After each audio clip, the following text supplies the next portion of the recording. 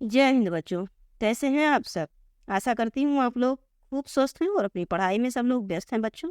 तो आइए आपके लिए हम रस और छंद कंप्लीट कर लिए हैं। हमने अच्छे से पढ़ा लिया है। वीडियो आपको प्लेलिस्ट में तैयार है बच्चों, काव्य सौंदर्य नाम से। आप वहाँ पर जाइए, सारी चीज़ों को एक-एक करके देख लीजिए। अब आइए, आज हम लेकर आए हैं आपके लिए अलंकार। आज आप अलंकार पढ़ लेंगे, फिर आपके दिल दिमाग से अलंकार का जो क्वेरी है, क्वेश्चन रहता है दिमाग में कि नहीं समझ में आता, ये हमेशा के लिए समाप्त हो जाएगा। आज आप अलंकार को भली प्रकार से समझ लेंगे। हमारे कक्षा 9 के बच्चों आप जुड़े हुए हैं लक्ष्य क्लास चैनल किरण मैम के साथ। इस चैनल के माध्यम से हम आपको हमेशा निरंतर कक्षा 9, 10, 11 और 12 ये जो 4 क्लासेज हैं, ये जो हिंदी पाठ्यक्रम है इसमें बच्चों, संपूर्ण पाठ्यक्रम को यहाँ से हम हिंदी विषय का आपको प्रोवाइड कर रहे हैं। तो आइए बच्चों, इस चैनल से जुड़िए और चैनल को सब्सक्राइब कर लीजिए, बेल आइकन को भी क्लिक कर लीजिए, जिससे आपको निरंतर वीडियो का नोटिफिकेशन और वीडियो सबसे पहले आप तक प्राप्त होता रहे। और आप वीडियो को लाइक भी किया कीजिए बच्चों, और अपने फ्रेंड सर्कल में इसे शेयर किया कीजिए।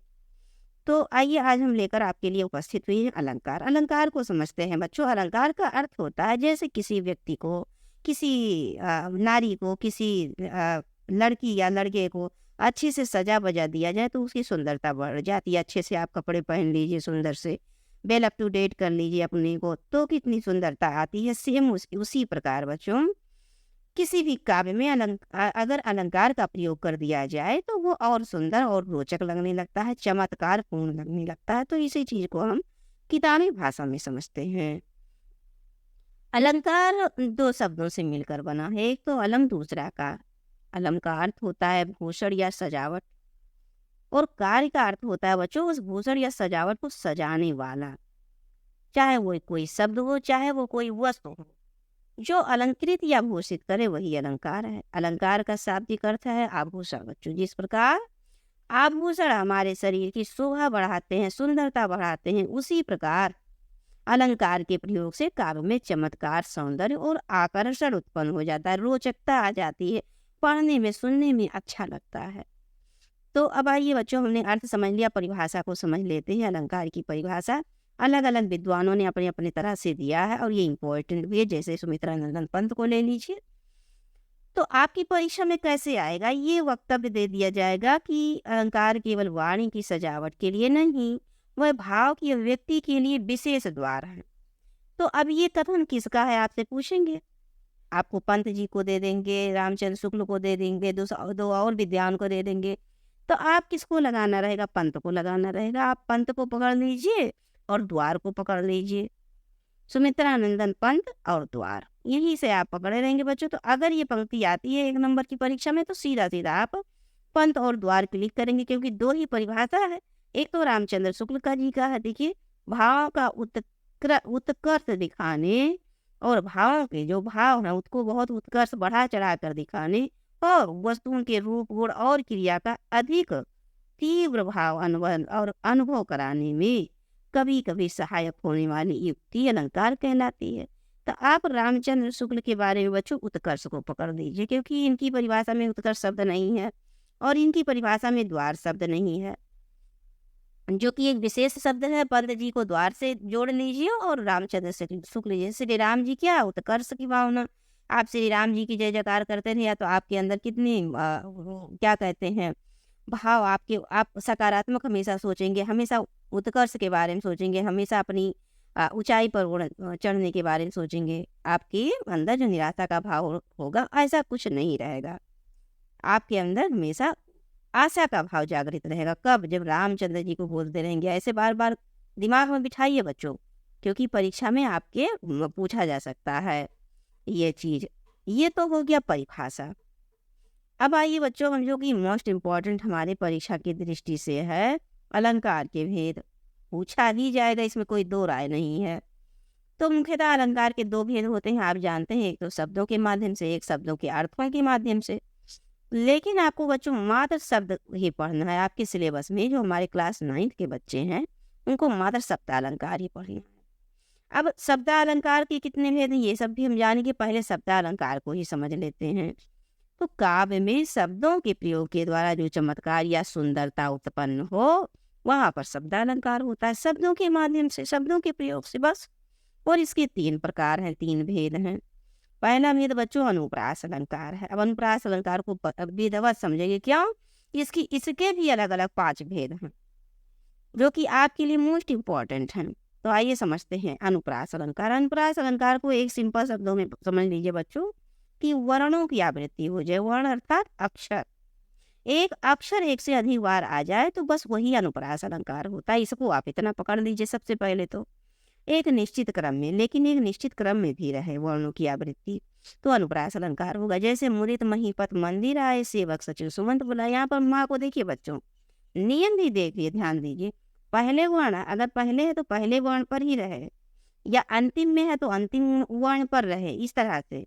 सा वर्ण देखिए पहले, तो ये नियम होना चाहिए कि अगर पहले आ रहा है पहले शब्द में, तो दूसरे शब्द में भी वही अक्षर पहले आना चाहिए। अगर तीसरे शब्द में भी आ रहा है तो पहले ही आना चाहिए, इस तरह से। माँ पे आप फोकस कीजिए। मुदित में माँ, महीपत में भी माँ पहले माँ, फिर मंदिर में भी पहले माँ। इस प्रकार से यहाँ पर माँ वर्ण की आवृत्ति हुई है बच्चों, और सा वर्ण की आवृत्ति हुई है। तो 3 बार हुई है, 3 बार हुई, अर्थात 2 बार तो, 1 बार तो स्वयं आया है और आवृत्ति 2 बार हो गई है, अर्थात कुल मिला के 3 बार आया है शब्द। तो ये हो गया आपका अनुप्रास अलंकार। मुझे विश्वास है आपने अनुप्रास अलंकार को पकड़ लिया। कैसे? अक्षर या वर्ण की आवृत्ति, आवृत्ति अर्थात एक से अधिक बार आ जाए, अधिक बार आ जाए, 2 बार, 4 बार, 5 बार आ जाए, तो बच्चों वहां पर अनुप्रास अलंकार होगा। वर्ण की बात हो रही है, शब्द की नहीं, वर्ण। थोड़ा सा देख लेते हैं, उदाहरण और क्लियर होगा। सुरभित सुंदर सुखद सुमन तुझ पर खिलते हैं, सावर्ण की आवृत्ति है कि नहीं है इसमें? देखिए यहाँ पर सावर्ण पर फोकस कीजिए। कितने सारे साम है? 1 2 3 4, 4 है, अर्थात 3 बार आवृत्ति हो गई है सावर्ण की। एक तो है ही और 3 बार और आ गए हैं। अब देखो, कूके लागी कोयले कदम बन पर बैठ फेरी, तो का वर्ण की आवृत्ति कोयले, ये देखिए 3 बार हुई है। 1 बार तो स्वयं का आया ही है, 2 बार और हो गया है, कोयले कदम। कुटिल कुचाल को कर्म छोड़ दे, यहाँ पर भी का 3 बार आ गया है। घेर घेर घोर गगन धारा धर ओ, तो घा वर्ण की बार बार आवृत्ति हो गई है। मिटा मोद मन भय मलिने, मा वर्ण की बार बार आवृत्ति हुई है। तो आपने समझा अनुप्रास अलंकार। अब आप समझेंगे कि अनुप्रास कितने प्रकार के होते हैं। स्वयं अनुप्रास की तो 5 प्रकार के हैं बच्चों, इसके खुद के भेद। अब इसको आपको समझना इम्पोर्टेंट है। ठेका किसे कहते हैं, वृत्या किसे कहते हैं, श्रुत्या किसे कहते हैं, अंत्या किसे कहते हैं, ये सारी चीजें हम समझेंगे। तो सबसे पहले ठेका को समझ लेते हैं। ठेका में आप चीजों को परखिए बच्चों की आवृत्ति एक ही बार हो। हमने अभी आपको बताया कि एक बार तो कोई, मान लीजिए मुदित आया, तो मुदित स्वयं आप, अब फिर महीपत आया, महीपत, तो यहाँ पर भी माँ, यहाँ पर भी माँ, तो यहाँ पर माँ तो एक बार आया ही, इसको नहीं काउंट किया। जो दूसरी बार माँ आएगा उसको काउंट किया जाएगा, अर्थात एक बार आवृत्ति हुई यहाँ पर। तब जब एक ही बार आवृत्ति होगी बच्चों, तो वहां पर 6 का अनुप्रास होगा किसी भी वर्ण को। जैसे आप फिर से समझिए, हम उदाहरण को लेके समझाते हैं आपको। पहले यहाँ से इसको हटा दें, उदाहरण पे फोकस कीजिए। देखिए, हरिपद कोमल कमल से, कोमल कमल से, कोमल कमल से, फोकस कीजिए यहाँ पर, कोमल कमल से।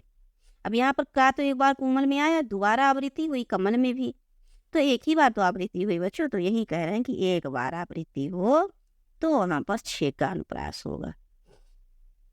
यहाँ पर कहने का अर्थ एक अर्थ केवल 2 बार आए, केवल 2 बार आए, दोबारा और स्पष्ट कर लीजिए, तो वहां पर 6 का अनुप्रास होगा। जब एक वर्ण की आवृत्ति एक ही बार हो, और या अर्थात कहने का अर्थ कि वर्ण केवल 2 बार आए, एक बार तो स्वयं आए और आवृत्ति दूसरी बार हो, तो वहां पर 6 का अनुप्रास होगा। आपने समझ लिया अच्छे से।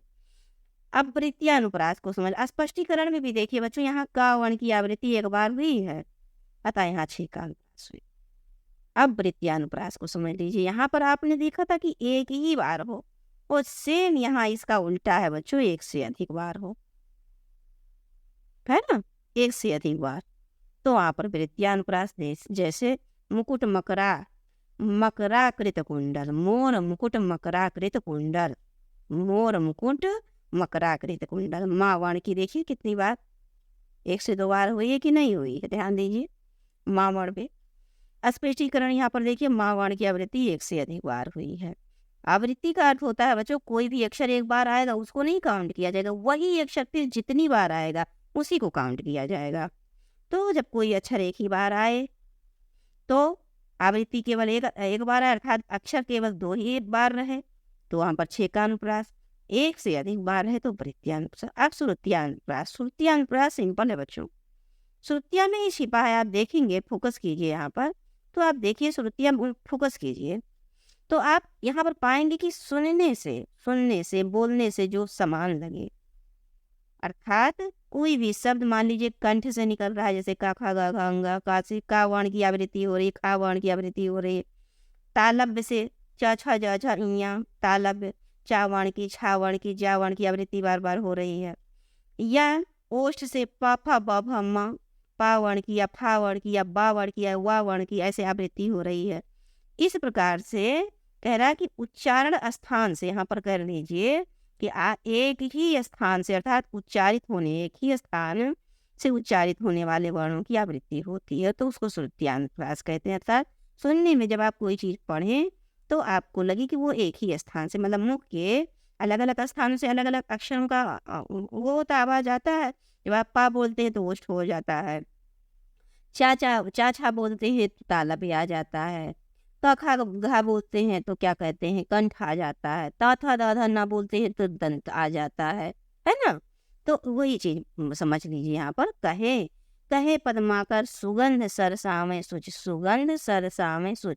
अब दंती सा है कि नहीं, यहाँ पर आप सा बोलिए, सा सुगंध सरसावें सुचि, तो यहाँ पर आपके दांत दोनों टकराएंगे, यहाँ पर दंती सा है, इस सा को दंती सा कहते हैं बच्चों। यहाँ पर भी देख लीजिए, सा, ये सा आपका दंती सा है, दंत सा है, ये सा आपका तालब्य सा है, और बच्चों ये जो सा है पेड़ चिरौआ या सरकोट, ये मूर्धन्य सा है।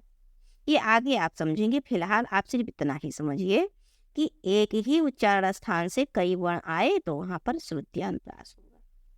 जैसे यहाँ पर दूसरा भी थोड़ा और क्लियर कर लीजिए, बिथुरी बिराजे बार ही रन के आर पर, तो बा वर्ण की आवृत्ति हुई नहीं, तो बा क्या है, ओष्ठ नहीं है, पाफा बाबा, बिथुर विराजे बार हिरन के हार पे, तो बावर्ण की आवृत्ति, एक उच्चरित स्थान से ज्यादा अक्षर आए हैं। तो ये प्रकार हो गया। देखिए, तो अब आइए लाटानुप्रास को समझ लेते हैं बच्चों। लाटानुप्रास में क्या है, यहाँ पर एक ही अर्थ वाले शब्दों की आवृत्ति होगी। समझ ली बच्चों, वर्ण की बात नहीं हो रही है, यहाँ पर सीधा सीधा शब्द की बात हो रही है। एक ही अर्थ वाले शब्दों की आवृत्ति होगी, लेकिन जब आप अन्वय करेंगे तो उसका अर्थ अलग हो जाएगा, भिन्न हो जाएगा, उसे ही लाटानुप्रास कहते हैं। आइए हम उदाहरण से बखूबी इसको समझते हैं बच्चों। पूत कपूत तो क्यों धन संचय, अपूत सपूत तो क्यों धन संचय। देखिए, आप दोनों सेंटेंस जब पढ़ रहे हैं, दोनों में जरा सा भी अंतर हो तो बताइए। 1% भी अंतर नहीं है, सिर्फ और सिर्फ अंतर किसका है, तो कपूत और सपूत पे जाइए। अब यहाँ पर अन्वय कीजिए तो कपूत और सपूत को, तब देखिए बच्चों कि पूत, अगर पुत्र आपका अगर कपूत हो गया, गलत हो गया, तो आप धन संचय करके क्या करेंगे, अर्थात बेकार है आपका धन संचय करना। और अगर पुत्र सपूत है, अगर अच्छा है, परिश्रमी है, ज्ञानी है, बुद्धिमान है, बहुत कुशल है, तो भी आप धन संचय करके क्या करेंगे, आप जितना संचय करेंगे उसके कई गुना ज्यादा वो कमा कर इकट्ठा कर लेगा, आपके पास कुछ भी नहीं रहेगा, फिर भी वो बहुत कुछ संपन्न हो जाएगा अपने बुद्धि बल के ऊपर।